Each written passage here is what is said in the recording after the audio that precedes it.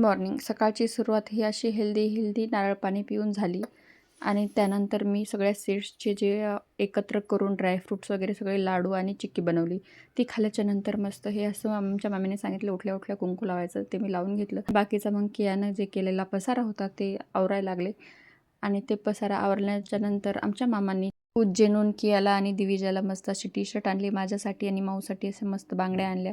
हे तिच्या दादांनी क्यूट असे यात्रेतून मस्त क्लचर आणि बो आणले आणि हे आता गोगुलं बाळ माझं लागले उलटं पडायला, त्यामुळं माझं एक आगाऊचं काम नक्की वाढणारच. संक्रांत असल्यामुळं जे होते ते कामं लवकर आवरून घेतले आणि माईने सांगितली आज तिळाची टिकली लावायची. माईने आम्हाला तिळाची टिकल्या बनवून दिल्या. मला काही लावूनच आले नाही, कारण का ती प्रत्येक वेळेस तिच्या हाताला धक्का लावून मोडत होते. माऊने कशी तरी ती टिकली लावली.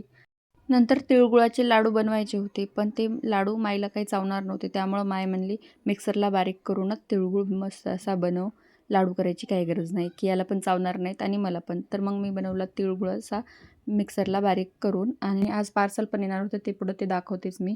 आम्ही बाहेर जाऊन आलो आणि नंतर हे पार्सल तिकडंच मी घेतलं. आता याचा वापर येणाऱ्या खूप साऱ्या लग्नामध्ये कार्यक्रमामध्ये मी करून घेणार आणि पहिला उपयोग केला पण संक्रांतीला. पूजा करून आले. नंतर हे माझं गोंडूलंसं बाळ उठलेलं आहे, खूप लाडी झाली. तर भेटूत आता पुढच्या व्लॉगमध्ये. Bye bye.